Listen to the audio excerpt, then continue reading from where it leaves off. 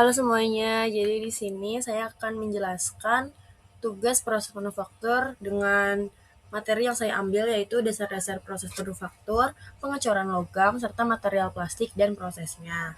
Pada presentasi kesempatan kali ini, saya akan menjelaskan mengenai pengertian manufaktur, jenis industri, material manufaktur, proses pengecoran, hingga proses pembentukan plastik yang sering digunakan di dunia industri. Untuk yang pertama yaitu ada manufaktur, di mana manufaktur berasal dari bahasa Latin, yaitu manus yang berarti tangan dan factus yang berarti membuat. Dalam perkembangan modern, manufaktur adalah proses fisika maupun kimia untuk mengubah bentuk dan struktur material menjadi produk yang memiliki nilai tambah atau added value. Manufaktur bertujuan meningkatkan nilai ekonomi suatu material. Dalam proses manufaktur terdapat perubahan bentuk, ukuran, sifat, dan tampilan material. Manufaktur modern menggunakan yang pertama mesin CNC, robot industri, sistem otomatisasi, teknologi komputer. Kemudian contohnya itu adalah kendaraan, botol plastik, peralatan rumah tangga, hingga komponen elektronik.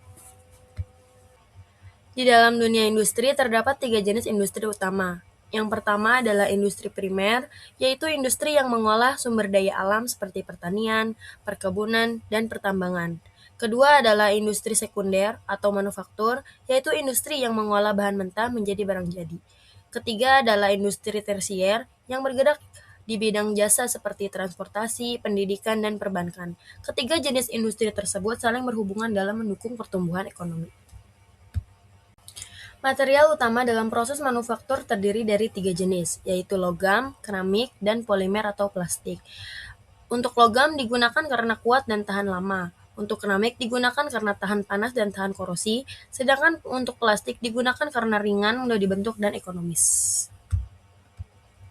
Selanjutnya adalah pengecoran. Pengecoran adalah proses menuangkan logam cair ke dalam cetakan, kemudian dibiarkan hingga mengeras sesuai bentuk cetakan. Metode ini banyak digunakan dalam industri otomotif dan mesin. Contoh produk hasil pengecoran yaitu ada blok mesin, roda kereta api, pipa, kerangka mesin, dan berbagai komponen logam lainnya.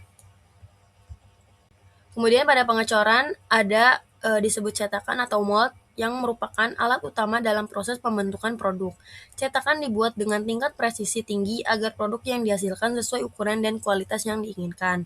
Dalam industri modern, cetakan biasanya dibuat menggunakan baja khusus agar tahan panas dan tekanan. Sini ada gambar cetakan atau moldnya.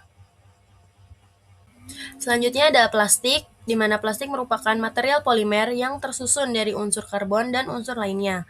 Plastik dapat dibentuk menjadi berbagai produk sesuai kebutuhan industri. Karena sifatnya yang fleksibel, plastik menjadi salah satu material yang paling banyak digunakan. Selanjutnya ada sifat atau karakteristik plastik. Plastik memiliki beberapa keunggulan, di antaranya ada ringan, tahan korosi, dan kelembaban, serta menjadi isolator listrik yang baik. Selain itu, plastik juga mudah dibentuk dan mampu meredam getaran.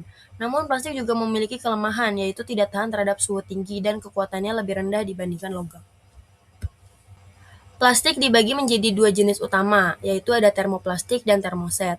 Termoplastik akan melunak ketika dipanaskan dan dapat didaur ulang berkali-kali. Contoh plastik termoplastik adalah PE, PVC, PP, nilon, dan akrilik. Sedangkan untuk termoset, yaitu mengalami pengerasan permanen setelah diproses sehingga tidak dapat didaur ulang. Contohnya yaitu epoksi, bakelit, melamin, dan resin. Selanjutnya di sini ada tahapan pengolahan plastik. Tahapan pengolahan plastik terdiri dari 3 tahap utama. Yang pertama adalah pencampuran bahan, yaitu resin dicampur dengan aditif untuk memperoleh sifat tertentu. Yang kedua adalah pra-pembentukan, yaitu membentuk bahan menjadi pelet atau preform.